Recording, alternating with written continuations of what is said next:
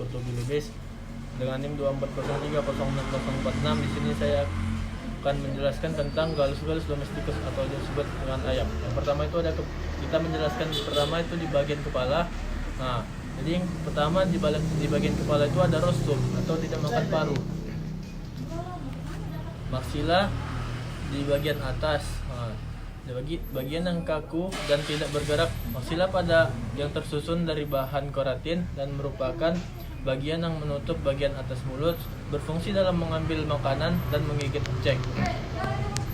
Yang kedua ada mandibula. Mandibula itu ada rahang bawah. Nah, di sini ada rahang bawahnya ya. Nah, yang lebih fleksibel dan cepat digerakkan atas dan bawah untuk membantu ayam menutup mulutnya, berperan penting dalam proses mematuk dan mengunyah makanan. Nah, yang kedua ada nares anterior atau hidung. Ini hidungnya di dekat paru-paru. Dua lubang kecil yang terdapat di bagian atas paru berfungsi sebagai saluran pernapasan utama serta sebagai indera penciuman, meskipun kemampuan penciuman ayam tidak sebaik mamalia. Yang ketiga ada cera atau genjer. Ini genjer.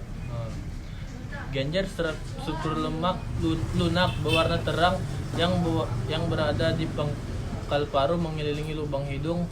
Cara lebih berkembang pada ayam jantan dan sering berperan dalam menunjukkan jenis kelamin dan kondisi kesehatan ayam. Nah, yang keempat ada ovarium visus atau mata. Ini mata ya.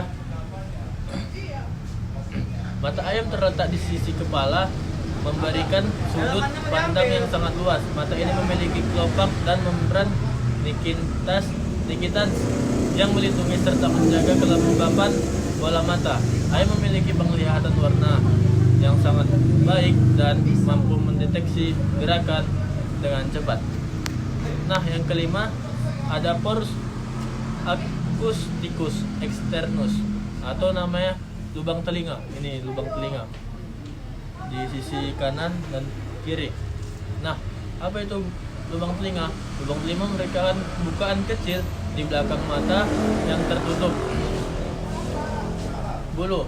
Tidak seperti mamalia, ayam memiliki daun telinga luar namun mampu menangkap getaran suara yang baik melalui lubang telinga. Nah, yang keenam ada cervix leher. Nah, bagian leher. Nah, ini leher namanya ya. Bagian yang menghubungkan kepala dengan badan. Leher ayam memiliki bentuk lengkung seperti huruf S. Nah, huruf S yang sangat fleksibel, terdiri atas 14 ruas tulang leher yang memungkinkan ayam menoleh, mengais dan mematuk dengan akurat. Nah, yang selanjutnya ada truncus atau dimakan badan. Nah, ini badan ya. Kita sekarang membahas badan. Yang pertama itu ada anterior, bagian atas. Nah, ini bagian atas yang saya pegang. Nah, dari badan yang meliputi dada dan punggung atas, di sini terdapat banyak otot, utama untuk gerakan sayap pada organ-organ penting seperti jantung dan paru-paru. Yang kedua ada interior atau bagian bawah. Dari badan ayam meliputi perut, pencernaan seperti di sini ada alat lambung, usus, hati dan alat reproduksi. Nah, yang ketiga kita membahas tentang anatomi bulu. Nah, di dalam anatomi bulu itu yang pertama ada plumai. Apa plumai? Bulu yang merupakan menutup tubuh ayam. Ya, menutup tubuh ayam berperan menjaga suhu tubuh dan membantu dalam terbang, terutama pada burung terbang. Kedua ada calamus, tangkai bulu. Bulu bagian bawah ini melekat pada folikel kulit. Bagian ini tidak berongga dan memancap pada dalam kulit. Ini seperti di bawah ini. Yang ketiga ada vexillum, bagian menyerupai bendera, terdiri dari berbagai cabang racis yang tersusun dalam makanan dan yang tersusun di sisi kanan dan kiri. Yang keempat ada barbule atau cabang kecil. Nah, dari barbule ini yang saling mengaitkan satu sama lain, membantu permukaan bulu yang rapat dan kuat. Nah, jadi kayak Inilah contohnya ya. Yang selanjutnya ada teman belum mulai bulu yang halus yang berfungsi menjaga suhu ayam. Biasanya terdapat di bagian lemai dominan pada anak ayam. Lumai memiliki celamus yang pendek, racis yang memproduksi berbay. Berbay yang panjang fleksibel serta berbay yang pendek struktur membuat bulu terasa lembut dan ringan. Jadi bulu kecil itu seperti ini ya guys, seperti di bawah ini. Dia biasanya dimiliki oleh anak-anak ayam. Nah, yang ketiga filum plume, bulu yang terbentuk halus dengan tangkai panjang pada ujung tangkainya terdapat berbay dan rubale. Bulu ini bersifat sensorik dan membantu ayam merasakan posisi bulu lainnya. Sangat penting dalam mengatur posisi bulu ketika gerak atau mengembang.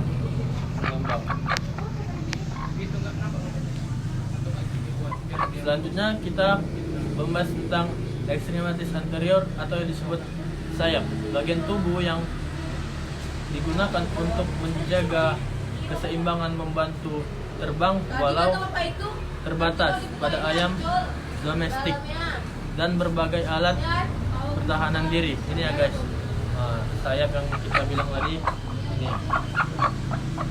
Yang pertama itu ada humerus dengan lengan atas pendek kuat menghubungkan tubuh dengan lengan bawah ini ya.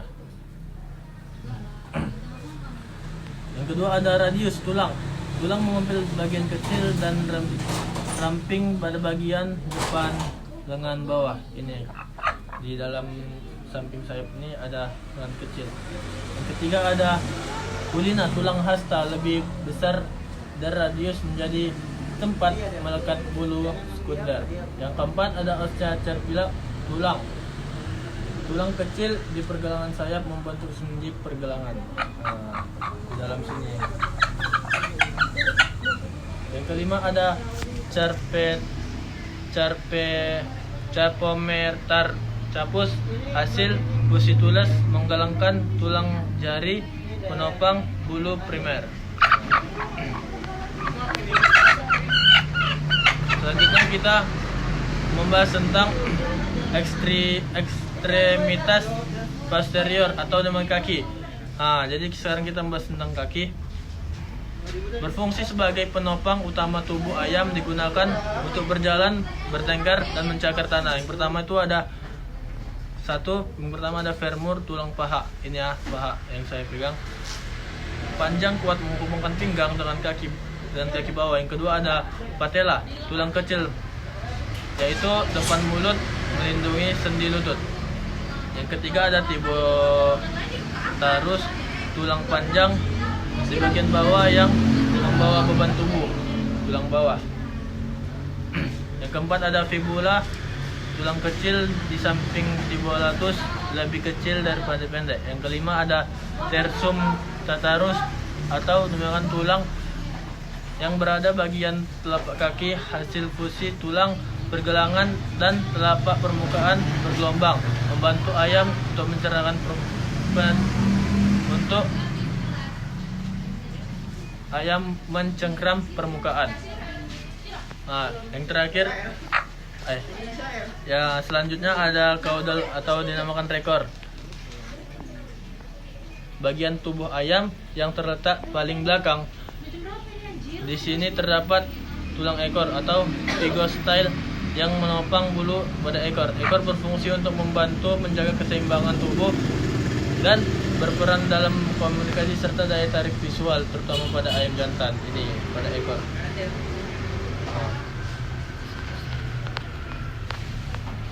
Berikut inilah yang bisa saya sampaikan.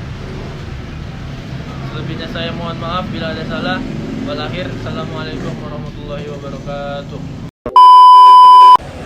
Assalamualaikum warahmatullahi wabarakatuh. Perkenalkan, nama saya Said Ahmad Kurtubi Lubis dengan NIM 24030646. Nah, dalam video hari ini saya akan menjelaskan bagian eksternal dari Oryctolagus Cuniculus atau disebut dengan kelinci. Jadi ini ya kelincinya. Tubuh kelinci terdiri dari caput atau kepala. Nah, ini kepalanya. Nah, yang kedua ada kolum leher. Yang ketiga ada trunkus atau badan. Nah, ini ya badannya ini.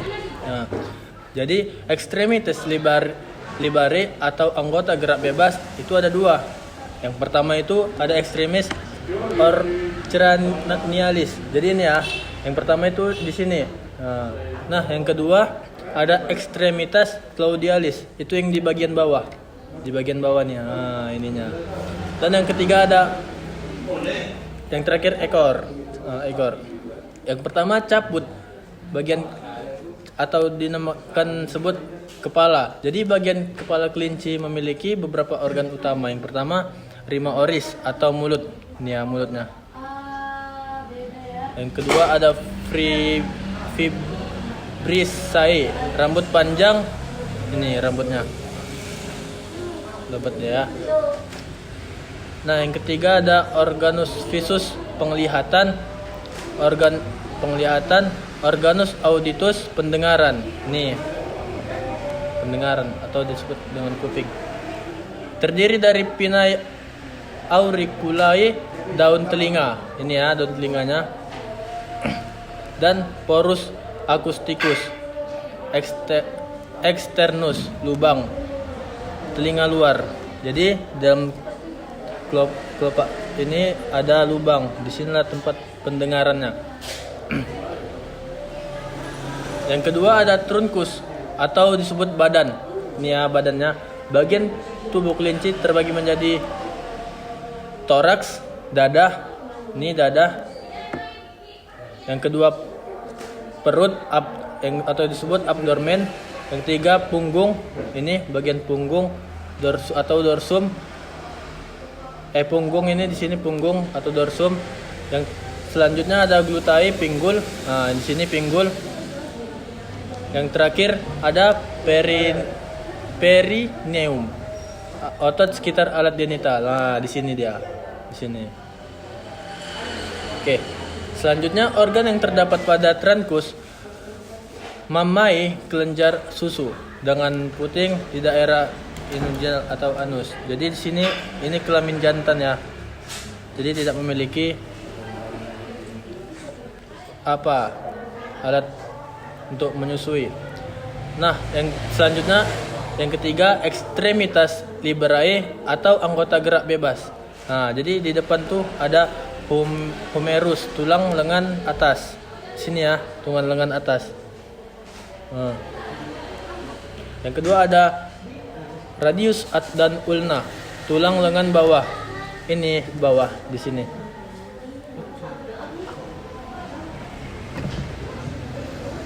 Dan yang ketiga ada karpal, pergelangan tangan. Nah, jadi di pergelangan tangan itu di sininya. Sama kayak tangan kita kan di sini. Jadi di sinilah tempatnya itu ya. Dan yang keempat ada metakarpal. Metakarpal itu di mana? Di sini. Nah, jadi tempat telapaknya itu di sininya. Sininya. Nah, ya kan? Baru yang terakhir, yang kelima, phalanges, jari tangan. Jari tangan tuh inilah dia jari tangannya. Ada kukunya. Nah, jadi ada juga yang di bagian belakang. Nah, jadi belakang ini kaki bagian belakang. Yang pertama itu ada tulang paha. Nah, jadi di sinilah tulang pahanya itu, tempat dia menggerakkan kakinya. Yang kedua ada femur, tulang paha. Nah, tulang pahanya di sini. Sini.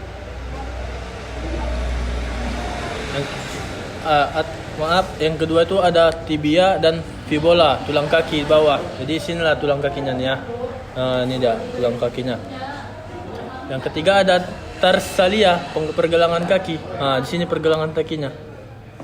Di sinilah pergelangan kakinya. Yang keempat ada phalanges atau jari kaki. Inilah jari kakinya tadi. Jari kakinya. Dan yang terakhir ada ungula atau kuku dan telapak kaki. Sinilah. Sekian video singkat saya Semoga bermanfaat. Kalau ada salah mohon maaf. Assalamualaikum warahmatullahi wabarakatuh.